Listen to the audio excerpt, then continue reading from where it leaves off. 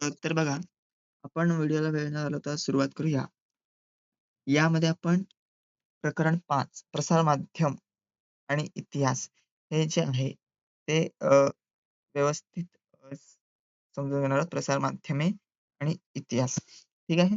प्रसार माध्यम जे आहेत म्हणजे माध्यमे जे आहेत आणि त्याचा इतिहासाशी असलेला काही संबंध आहे, तो आपण समजून घेणार आहोत आणि व्हिडिओच्या शेवटी आपण स्वाध्यायाचे जे प्रश्न आहेत, ते महत्त्वाचे प्रश्न आणि बोर्ड परीक्षेला विचारले जाणारे महत्त्वाचे प्रश्न या या या प्रश्नांच्या उत्तरावर आपण डिस्कशन केलेले आहे, चर्चा केलेली आहे.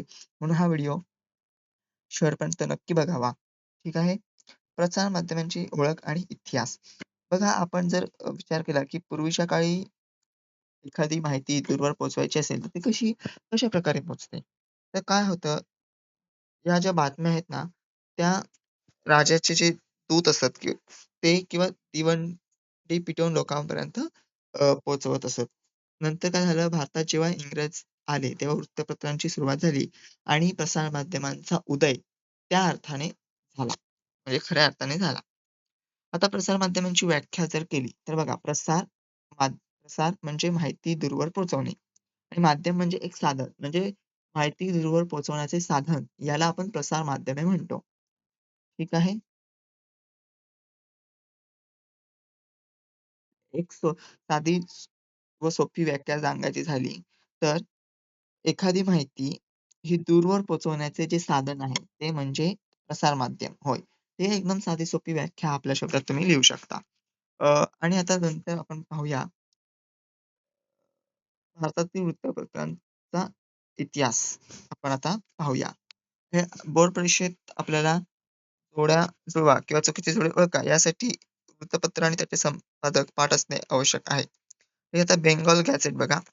जेम्स ऑगस्ट हिकी हा जो आयरिश व्यक्ती आहे, त्यांनी बेंगॉल गॅझेट हे वर्तमानपत्र सुरू केले. हे भारतातील पहिले इंग्रजी वृत्तपत्र होते. ठीक आहे. तुम्हाला यावर टिप्पा लिहा असं विचारलं जाईल. तर बघा, बेंगॉल गॅझेट त्याचा संस्थापक कोणता? बघा, बेंगॉल गॅझेट हे भारतातील पहिले इंग्रजी वृत्तपत्र होते. पहिला मुद्दा. दुसरा मुद्दा, हे वृत्तपत्र जेम्स ऑगस्ट हिकी य याने सुरू केले.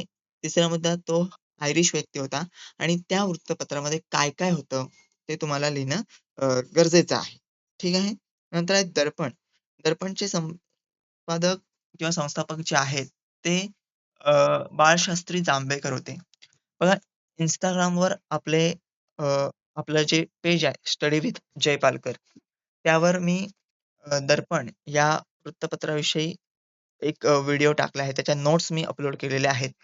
Instagramची लिंक मी तुम्हाला डिस्क्रिप्शन बॉक्समध्ये देतो. आपल्या Instagramवर 1000 फॉलोवर आहेत. आता आपल्या YouTube चॅनलवर 1000 सबस्क्रायबर आपल्याला पूर्ण करायचे आहेत. ठीक आहे. त्यामुळे तुम्ही माझ्या चॅनलवर नवीन असाल, तर कृपया चॅनल सबस्क्राईब करा नवीन-नवीन व्हिडिओसाठी आणि Instagramवर सुद्धा फॉलो करा. Instagramवर जवळ-जवळ आपले 1000 फॉलोवर आहेत. त्याची लिंक मी तुम्हाला डिस्क्रिप्शन बॉक्समध्ये देतो. आपण दर्पण या वृत्तपत्राविषयी Instagramवर नोट्स अपलोड केलेल्या आहेत. मी त्याचं स्पष्टीकरण केलं नाही. त्या स्पष्टीकरणाचे व्हिडिओ मी नंतर जसं-जसं मला वेळ मिळेल तसं-तसं मी ते अपलोड करत जाणार आहे. ठीक आहे. आता हे मराठी भाषेतील वृत्तपत्र आहे.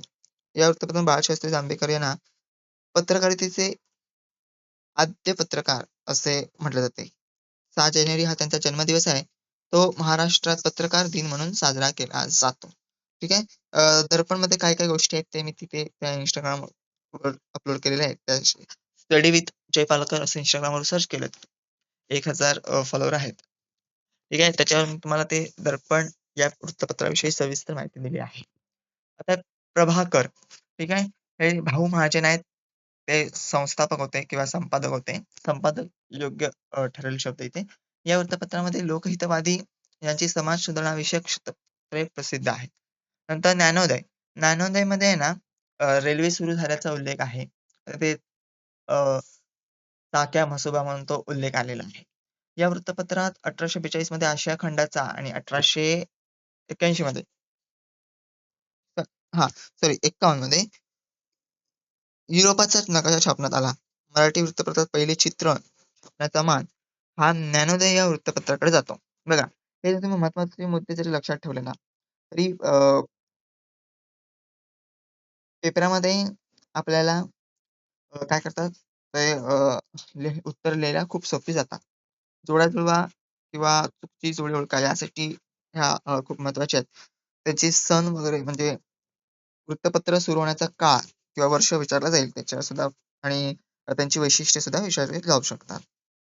आता केसरी व मराठा हे गोपाळ गणेश आगरकर आणि बाळ गंगाधर टिळक यांनी सुरू केलेली आहे. तत्कालीन सामाजिक आणि राजकीय प्रश्नांना वाचा फोडल्याचे आहेत. त्या काळातील जे काही राजकीय किंवा सामाजिक प्रश्न होते, त्यांना तोंड देण्याचे किंवा त्याच्या एक वाचा फोडण्याचे काय आहे काम हे केले आहे. देशाच्या स्थितीचे, देशभाषेतील ग्रंथाचे आणि राजकारणाचे संदर्भासहित लेखन यात सुरू झाले होते.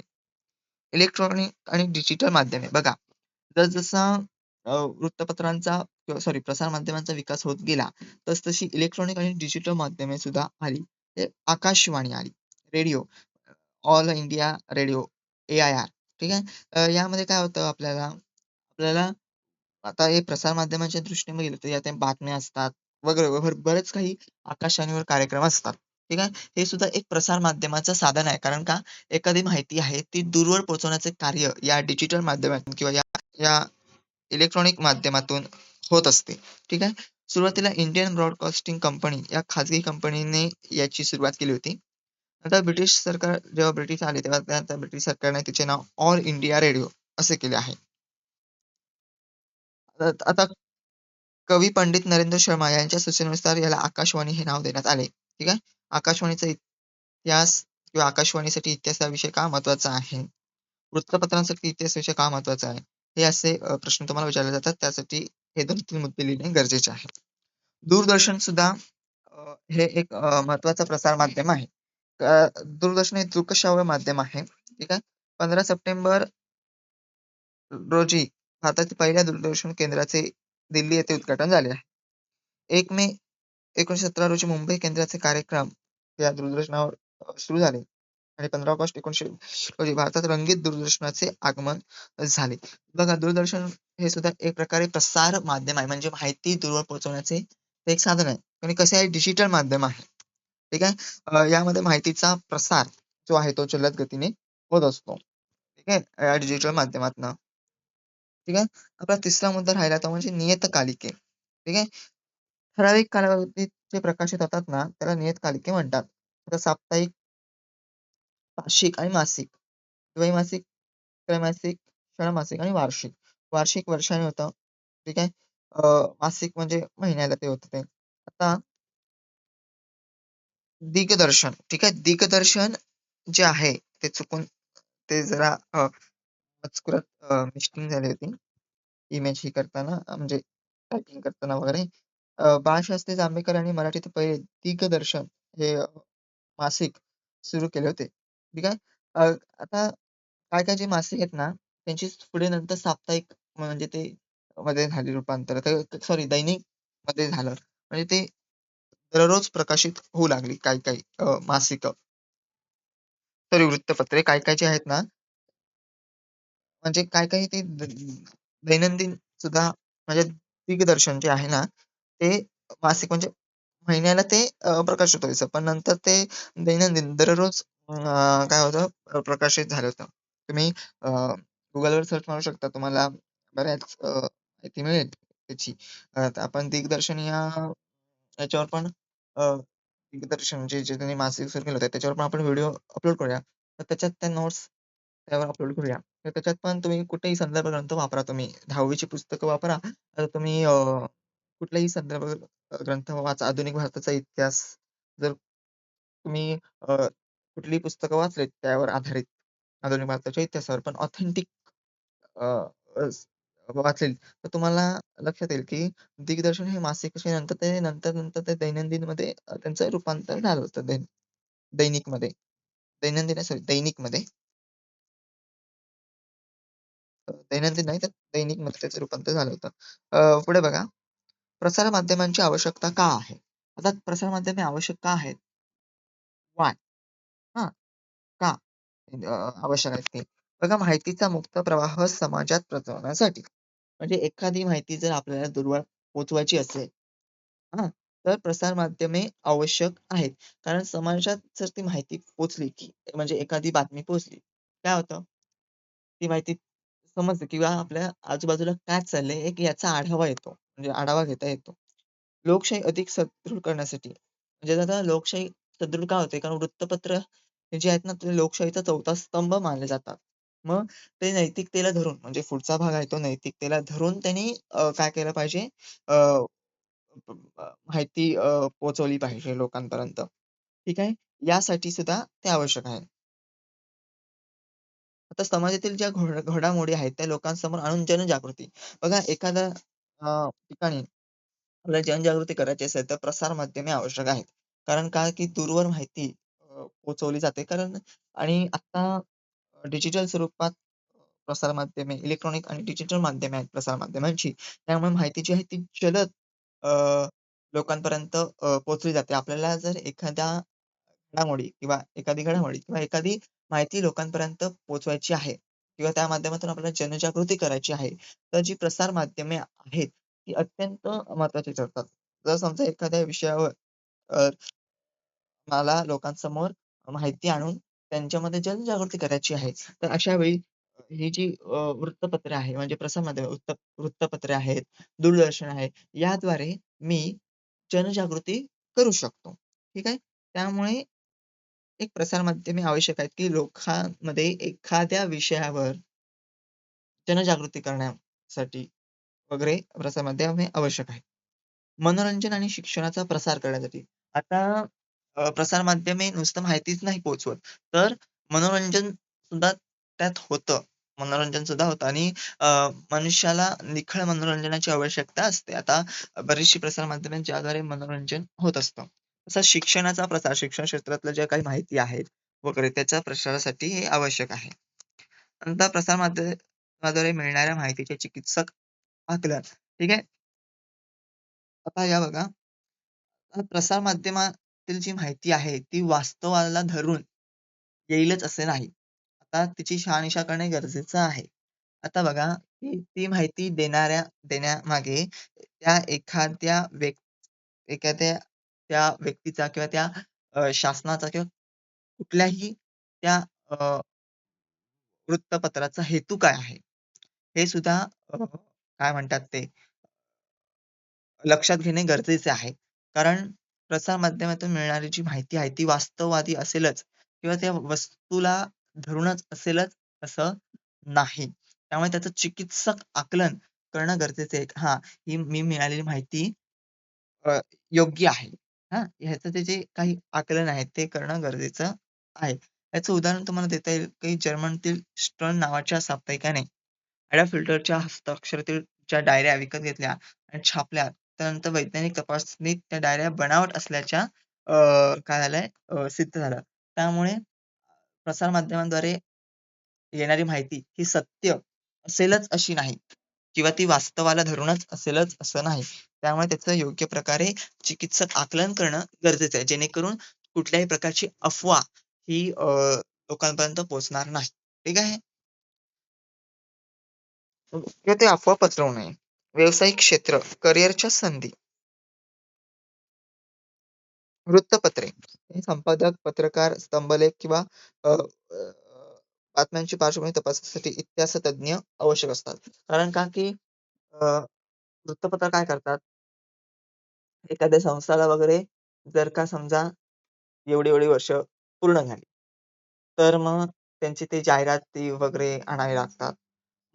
एखाद्या ह्याच्यात लेख असतो, तर ते लेख वगैरे किंवा ती जाहिरात आणण्यासाठी किंवा त्याविषयी माहिती मिळवण्यासाठी इतिहास तज्ञच गरजेचे असतात, की बा आपल्याला स्वातंत्र्य कसे मिळाले किंवा काही स्वातंत्र्याचे काही पैलू होते.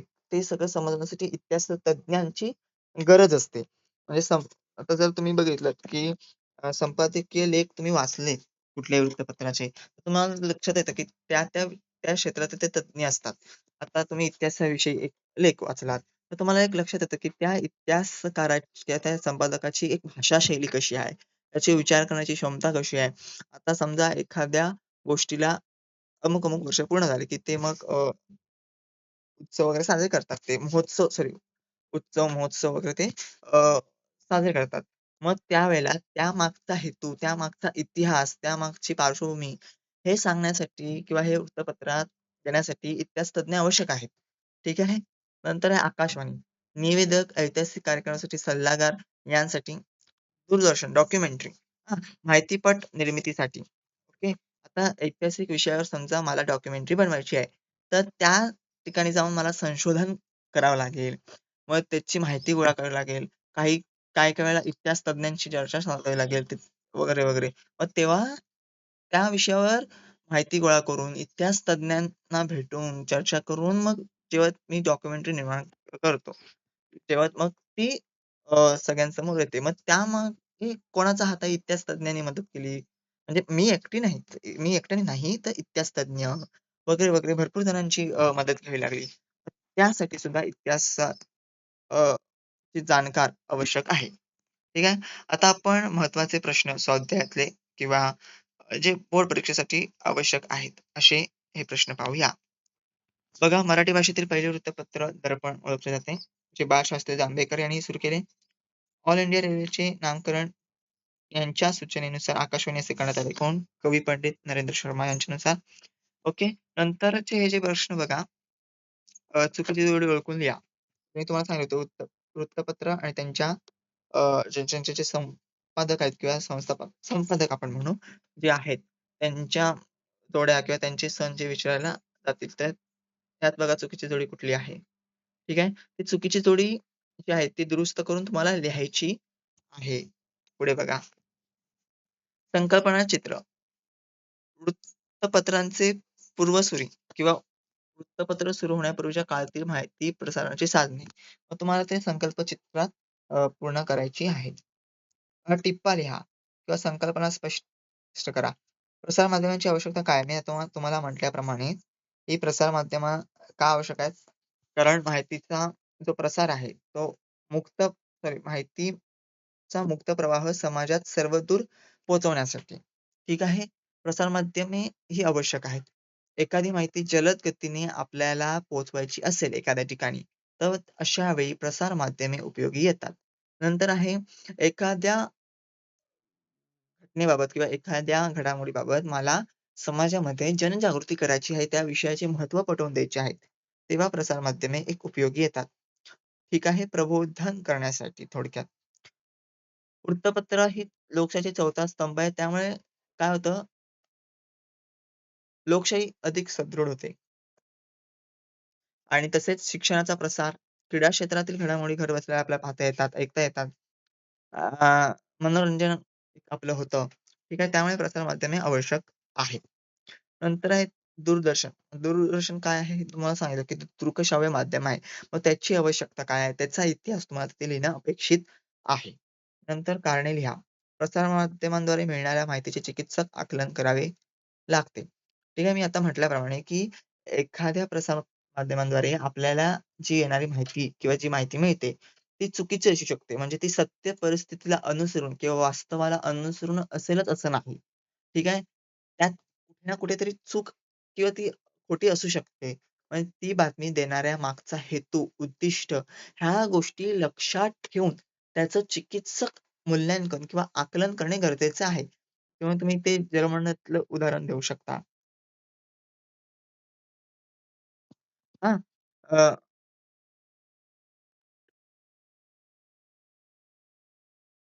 बघा, मी सांगितल्याप्रमाणे, की त्या हेतूने ठीक आहे.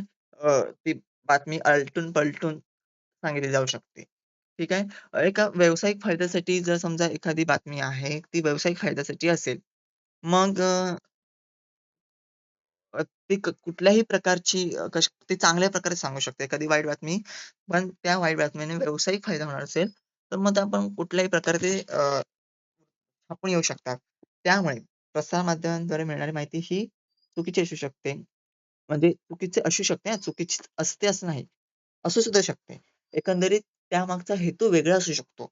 पण त्याचं आपण मूल्यांकन किंवा चिकित्सक आकलन करणं गरजेचं आहे. आता नंतर सविस्तर उत्तरे लिहा. यामध्ये वृत्तपत्रांच्या निर्मितीमध्ये इतिहासाचा अभ्यास कसा उपयुक्त ठरतो,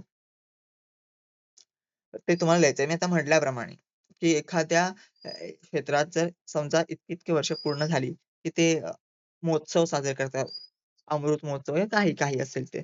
तर तेव्हा ती सदरे जी आहेत ती इतिहासावर आधारित असतात आणि त्यावेळेला इतिहासातील जाणकारांची, इतिहास तज्ञांची आवश्यकता असते.